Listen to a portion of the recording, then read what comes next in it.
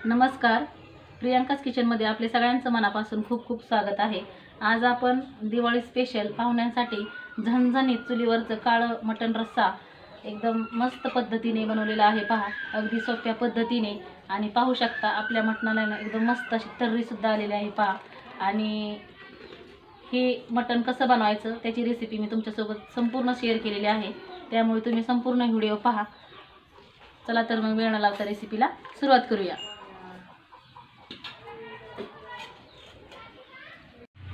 हे पहा, आज आपण पाहुण्यांसाठी मटण बनवणार आहेत ना, त्यासाठी मी इथे 2 किलो मटण आणलेले आहे। पहा, तर त्याला मी चवीपुरतं मीठ आणि हळद असं लावून घेतलेलं आहे व्यवस्थित असं, आणि आता आपण शिजायला घालणार आहोत। आणि एक 10 मिनिटं मी हे मीठ हळद मुरण्यासाठी ठेवून घेतलेलं आहे। आता शिजण्यासाठी आपल्याला इथे मी लसूण, खोबरं आणि कोथिंबीर अशी कुटून घेतलेली आहे।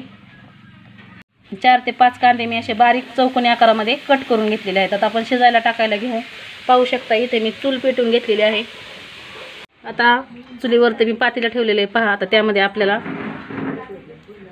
तेल घालून घ्यायचं आहे। तेल ना छान प्रकारे तापून घ्यायचं आहे, आणि तेल तापलं की लगेच आपल्याला कांदा घालून घ्यायचा आहे। कांदा छान मस्त ब्राऊन रंगावर होईपर्यंत परतून घ्यायचा आहे। कांदा नॉनव्हेजला जर वापरला ना तर नॉनव्हेज आपलं भारी बनतं। तुम्ही व्हिडिओ शेवटपर्यंत नक्की पहा। आपल्या मटण आहे ना एकदम मस्त चुलीवरचं झणझणीत काळं मटण बनणार आहे। तर मी माझ्या पद्धतीने कसं बनवते ते तुम्ही पहा। आता कांदा आपण व्यवस्थित परतून घेऊ। कांदा आपला आता अर्धवट परतून झालेला आहे। पहा, त्यामध्ये मी लसूण, खोबरं आणि कोथिंबीर वाटून घेतलेली आहे ना, ती घालून घेतलेली आहे। ती पण आपल्याला छान मस्त लाल रंगावरती परतून घ्यायची आहे। हे पहा, आता आपला कांदा आहे ना छान असा परतून झालेला आहे। आता त्यामध्ये मी थोडीशी हळद टाकून घेतलेली आहे। पहा, आणि आता आपल्याला हे मटण टाकून घ्यायचं आहे। आता हे मटण आहे ना आपल्याला व्यवस्थित असं तेलामध्ये परतून घ्यायचं, आणि तेलामध्येच आपल्याला एक 15 ते 20 मिनिटं मस्त कमी जाळावरतीच मी शिजून घेणार आहे। म्हणजे मस्त आपल्याला तेला मिठाचं ह्याला आहे ना पाणी सुटतं, त्या पाण्यामध्येच आपल्याला शिजून घ्यायचं, म्हणजे मटणाला चव आहे ना एकदम मस्त येते। पहा, त्यावरती मी अशी परात ठेवलेली आहे घट्ट, आणि त्यावरती थोडंसं मी 1 ते 1.5 तांबे पाणी टाकून घेणार आहे। तर वर असं परातीमध्ये पाणी ओतलं ना की आपोआप आपल्या खालच्या मटणाला ना व्यवस्थित असं पाणी सुटलं जातं आणि मटण शिजलं जातं।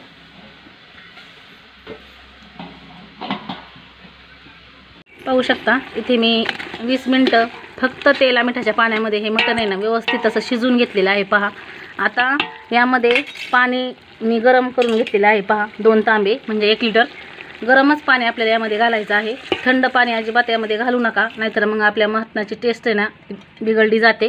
आणि मटण आता आपलं एकदम मऊ शिजेपर्यंत आपण आता हे कमी जाळावरती व्यवस्थित असं झाकण ठेवून शिजवून घेणार आहोत। आता पुढची कृती आपण पुढे पाहूया। आता मटण शिजते तोपर्यंत पहा, इथे मी लसूण, खोबरं असं मस्त लाल रंगावरती भाजून घेतलेलं आहे। पहा, तव्यावरती, आणि हे कांदे मी असे चुलीमध्ये भाजून नंतर तव्यामध्ये असे परतून घेतलेले आहेत, म्हणजे आपल्या नॉनव्हेजला मस्त अशी काळी तरी येते। पहा, तर त्यासाठी आता रशासाठी इथे मी फुटाणे घेतलेले आहेत, ते असे निवडून तव्यावरती भाजून घेतलेले आहेत। आता हे आपल्याला सर्व वाटून घ्यायचं आहे। पहा, आता मी रस्सा बनवण्यासाठी इथे फुटाणे वाटून चांगले मस्त बारीक असे करून घेतलेले आहेत। पहा, आणि थोडंसं पाणी टाकून अशी पेस्ट करून घेतलेली आहे, आणि कांदा पण छान असा वाटून घेतलेला आहे, म्हणजे उकळामध्ये कुटलेला आहे।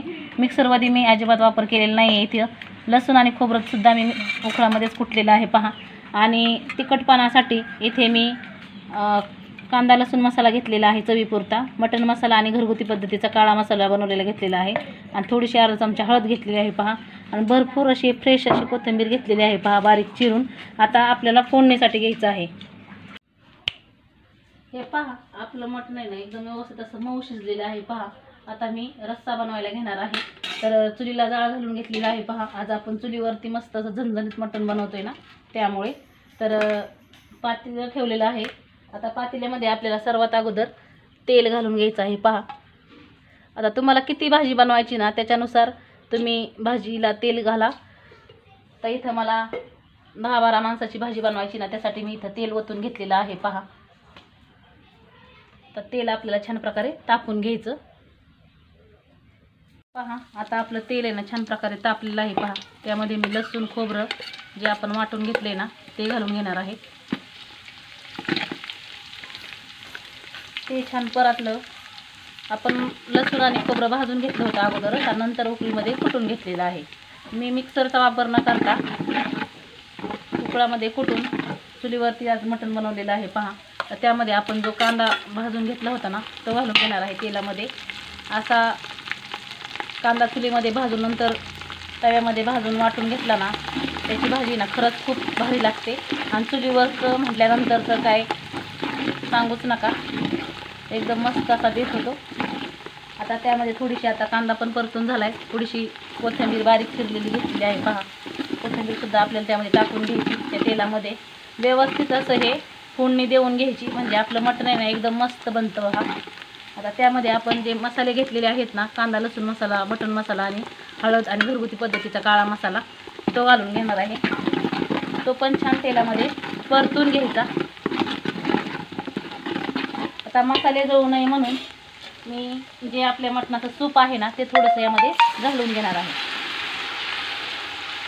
आणि 1-2 ते 3 मिनटं असाच मसाले हे शिजून देणार आहे. म्हणजे आपल्याला ना मटणाला एकदम मस्त अशी तर्रीसुद्धा येते आणि मटणाची टेस्टसुद्धा अजून भारीच लागते. आता शेवटपर्यंत नक्की पहा. आता असंच आपण मसाले शिजून घेऊ, एक उकळी काढून घेऊ. पहा आपल्या मसाल्याला मस्त असं तेल सुटलेलं आहे. पहा आता तुम्हाला किती भाजी बनवायची त्याच्यानुसार तुम्ही यामध्ये मसाले घालून घ्या. आता त्यामध्ये जे आपण मटण आणि जे सूप आहे ना आपलं ते घालून घ्यायचं आहे.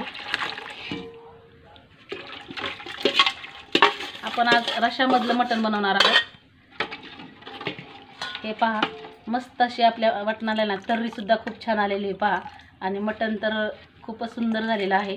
झणझणीत चुलीवरचं मटण असा बेत आहे. पहा आज आता त्यामध्ये आपण जे फुटाण्याचं कूट करून घेतलं होतं ना ते घालून घेणार आहे. पहा आता घट पातळ पाहून तुम्ही हे घालू शकता, पण आता मला एवढं सगळंच लागणार आहे. आता आपल्याला काय करायचं आहे, थोडंसं गरम पाणी घेऊन हे पातेलं असं यामध्ये ओतून घ्यायचं. आता पाहू शकता आपली भाजी ना कढईला टाकून झालेली आहे. आता ह्या भाजीला आपल्याला चांगलं 5 मिनटं कमी जाळावरती मस्त अशी उकळून घ्यायची आहे. मग आपली भाजी खाण्यासाठी तयार होते. पहा तर थोडीशी वरनं कोथिंबीर घालू आणि पाहू शकता एकदम मस्त अशी आपल्या भाजीला ना तर्रीसुद्धा आलेली आहे. आणि जे झणझणीत चुलीवरचं काळं मटण असतं ना ते तयार झालेलं आहे. पहा एकदम मस्त चवीला हे मटण आहे ना चुलीवरचं एकदम भन्नाट लागतं बरं का. तुम्ही पण एकदा नक्की करून पहा. आता आपण ह्या मटणाला ना एक उकळी काढून घेऊ आणि कमी जाळावरती एक 5 मिनटं उकळून घेऊ. पाहू शकता आपल्या मटणाला एकदम मस्त अशी रश्श्याला आहे ना उकळी फुटलेली आहे. पहा आणि एकदम असा कमी जाळ ठेवलेला आहे. आता कमी जाळावरतीच आपल्याला आहे ना एक 5 मिनटं मटण आहे ना हे मस्त असं उकळून घ्यायचं म्हणजे छान आहे ना रस्सा तयार होतो. पहा